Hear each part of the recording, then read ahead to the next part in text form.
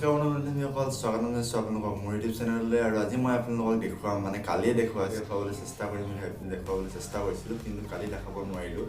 এটা মোৰ বিশেষ অসুবিধাৰ বাবে। আৰু মই কালি আহি আছিলোঁ শিৱসাগৰলৈ, মই গৈ আছোঁ শিৱসাগৰ আৰু কিন্তু শিৱসাগৰো মই যাব নোৱাৰিলোঁ। শিৱসাগৰ যোৱাৰ আগতে মই ভজত থাকিবলগীয়া হ'ল। আৰু এতিয়া মই আছোঁ ভজত, আৰু সময় এতিয়া হৈছে 7 বাজিছে ৰাতিপুৱা। আৰু কালি মই ঘৰৰ পৰা যেতিয়া শিৱসাগৰলৈ আহি আছিলোঁ, আৰু সেই ঘৰৰ পৰা মিৰি পথাৰৰ পৰা ভজলৈ যি আমাৰ ঐতিহাসিক নাহৰ আলি, আৰু সেই নাহৰ আলিৰ যি দুৰৱস্থা, সেই দুৰৱস্থা আপোনালোকৰ আগত মই দেখুৱাবলৈ চেষ্টা কৰিম। আৰু যি দুৰৱস্থা আপোনালোকে দেখিলে নিশ্চয় গম পাব। পুনৰ মেৰামতিৰ কাম ৰাস্তাৰ চলি আছে, হ'লেও যি লেহেমীয়া গতিত চলিছে, সেই লেহেমীয়া গতিত চলিলে কিন্তু আজিতো নহ'বই, আৰু 2 বছৰ 3 বছৰ লাগিব সম্পূৰ্ণ ৰাস্তাটো শেষ হ'বলৈ।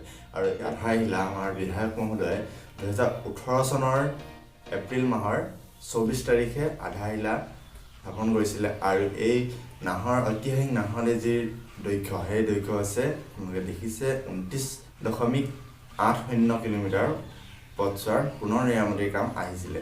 কিন্তু আজিলৈকে এই পুনৰ নিৰ্মাণৰ কাম একেবাৰে লেহেমীয়া, আৰু সদায় অহা যোৱা কৰা আমাৰ বহুত কষ্ট হয়। আৰু সেইবাবে মই এই ভিডিঅ'টো বনাবলৈ চালোঁ, কিন্তু মই বনাবলৈ চেষ্টা কৰিলোঁ।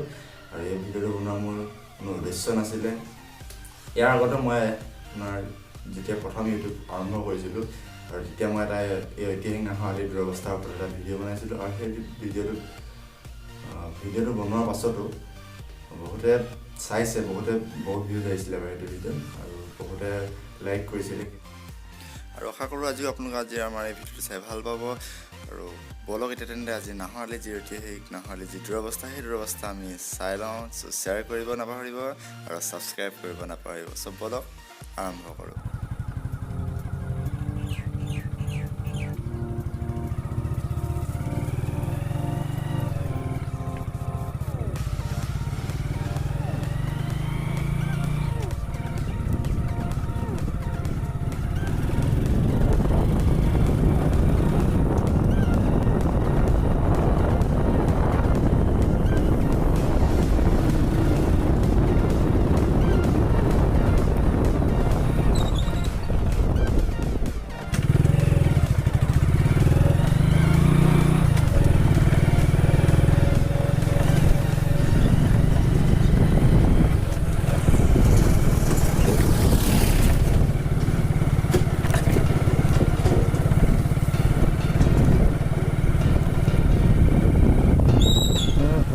बहुत बेहतर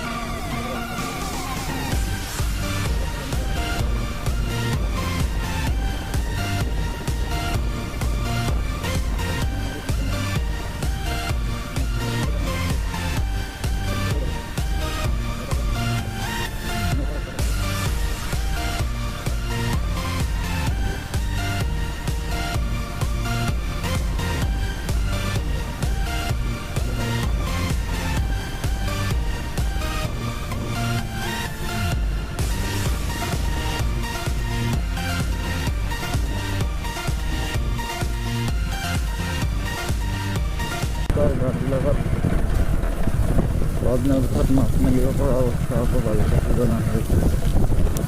লগ্নৰ পিছত যদি ৰাস্তাটো যদি এনেকুৱা হৈ থাকে,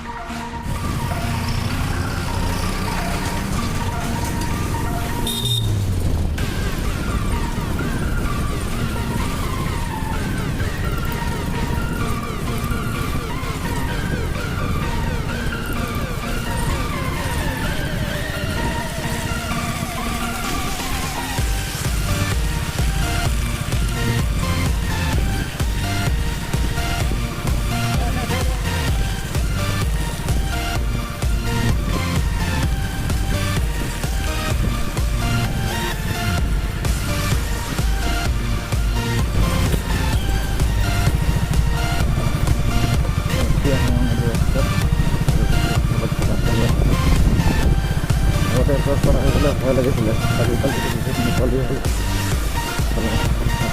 পুৰা দিনতে আহিবলৈ অকলে অকলে ভয় লাগে হৈ থকা মানে